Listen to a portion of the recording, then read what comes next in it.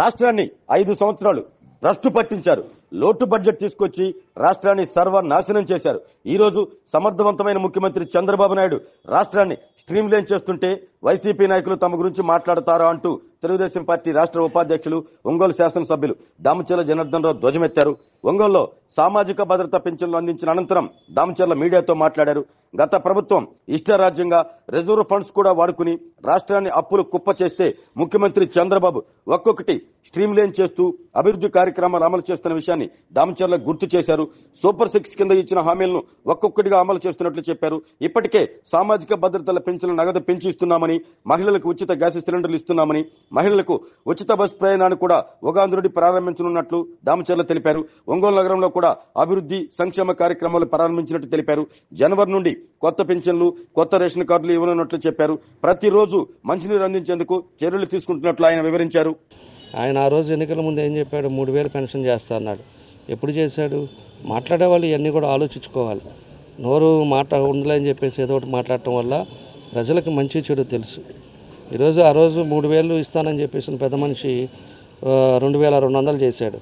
Last election వస్తుంది కానీ 2 నెలల ముందు 3000 ఇచ్చాడు తప్పితే ఏ రోజన్నా ప్రాంప్ట్గా ఇచ్చాడా? గవర్నమెంట్ ఉద్యోగస్తులకు ఎప్పుడన్నా కరెక్ట్గా జీతాలు ఇచ్చాడా? వాళ్ళకి రావాలని బెనిఫిషియన్స్ ఇచ్చాడా? వాళ్ళ ఎన్నికల ముందు అన్ని చేశాడు. వాళ్ళని ఇబ్బంది పెట్టి వాళ్ళ చేత అంతా చేయించుకొని వాళ్ళని 5 సంవత్సరాలు సర్వనాశనం చేశాడు.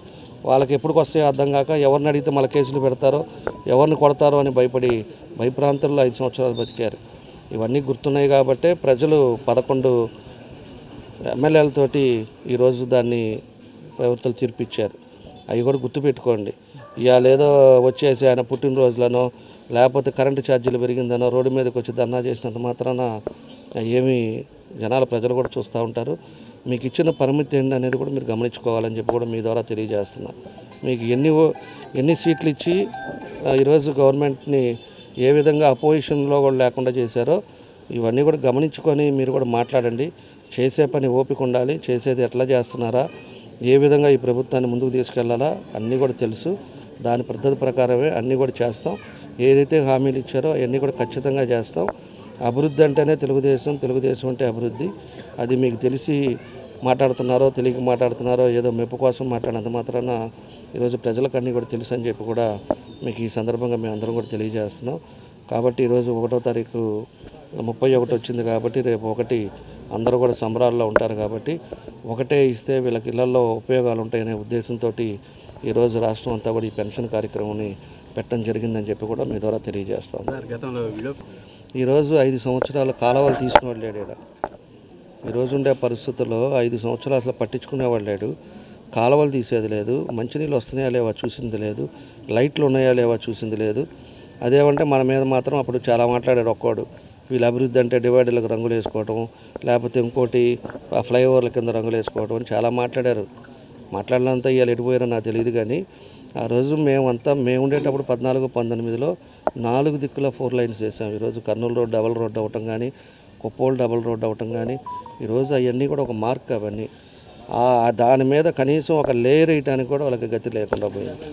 మళ్ళీ సీఎం బంధువు అని అవన్నీ చెప్పి సరే ఈరోజు మళ్ళీ ఇంకో పార్టీలో దూరాడు అనుకో, ఇవన్నీ కూడా చెప్పాడు. కనీసం పోయి కూర్చొని అది నా సొంత నియోజకవర్గం బంధువు అనేవాడు తీసుకొచ్చి ఇంకో 4 పనులు చేసి ఉంటే ప్రజలు సంతోషిస్తారు. నేను తీసుకొచ్చిన ఆ పోతురాజు కాలంలో ఆ రోజు కష్టపడి 89 కోట్లు తెచ్చి దాన్ని సర్వనాశనం చేశారు. దాన్ని మళ్ళీ 4 టెండర్లను పిలిచి దాన్ని గబ్బు చేసి దాన్ని 42 కోట్లు డ్రా చేసి దాన్ని చేసి వాళ్ళ మన వర్కే క్యాన్సిల్ చేశారు. ఈరోజు ఎస్టిమేషన్ వేస్తే 150 కోట్లు. దానికి ఎక్కడి నుంచి వస్తాయి? ఎవరు డబ్బులు? ఇవన్నీ చేసే పని చిత్తశుద్ధి లేకుండా చేయటం బట్టే ఇవన్నీ కూడా ప్రాబ్లమ్స్ వచ్చినాయి.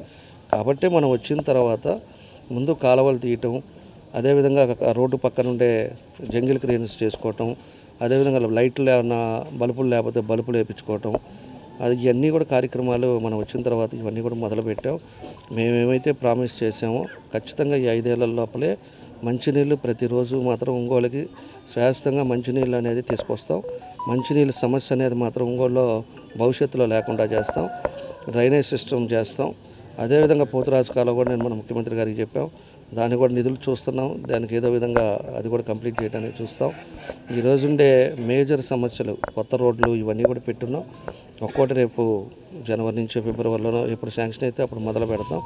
అన్నీ మా సాయశక్తుల ప్రజలు బాగుండాలని ప్రజల కోసం అనేక రకాలు చూస్తున్నాం. ఇంటింటికి ఈరోజు చేసాం. మళ్ళీ అదేవిధంగా డివిజన్లు అన్నీ కూడా ఎస్టిమేషన్లు వేసుకున్నాం. ఎక్కడ ఏ డివిజన్ ఎంత పెండింగ్ ఉంది, ఎంత చేయాలి అనేది కూడా మొత్తం డిపిఆర్ రెడీ చేసాం. వసతులను బట్టి డబ్బులను బట్టి కొన్ని పనులు చేసుకుంటా పోయి ఈరోజు మేము ఇంకా 11 డివిజన్లు కంప్లీట్ అవ్వాలా. 11 డివిజన్లు కంప్లీట్ అవ్వకుండా 39 డివిజన్లో ఈరోజు 126 కోట్లు మన వాళ్ళంతా కూడా క్లీన్ చేసి ఎస్టిమేషన్లు ఇచ్చారు. మేము ఏంటంటే అదివరకు 14-18లో మ్యాక్సిమం చేశాను కదా, ఇంత ఉండదు అనుకున్నాం. ఈరోజు ఉండేది ఎక్స్టెన్షన్ అవ్వటం, డివిజన్స్ కూడా పెరగటం, అక్కడ రోడ్లు లేకపోవటం, డ్రైన్లు లేకపోవటం, ఇలాంటివన్నీ రావటం వల్ల ఇవన్నీ కూడా బడ్జెట్లు పెరిగినాయి. ఇప్పుడు ఒక్కో డివిజన్కి మళ్ళీ 2 కోట్లు, అదేవిధంగా కొన్ని డివిజన్కి 4 కోట్లు అట్లా ఖర్చు అయ్యే పరిస్థితి అన్నీ కూడా చూస్తున్నాం. ఎస్టిమేషన్స్ చేసాం.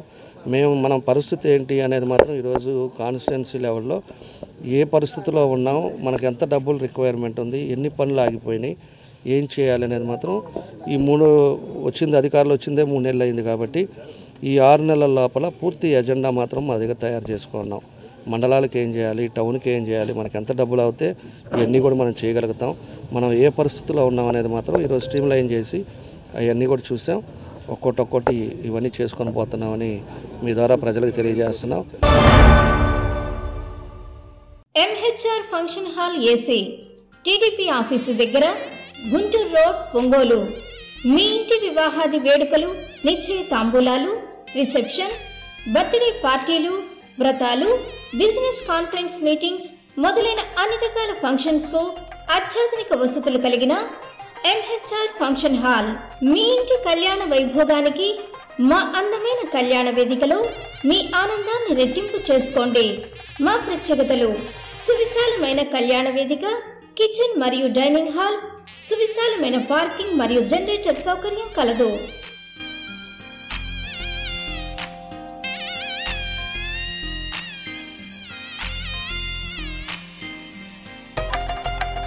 బుకింగ్స్ కొరకు సంప్రదించండి. MHR function hall AC, TDP office దగ్గర, గుంటూరు రోడ్, ఒంగోలు. సెల్ 9440155768 81428 32186.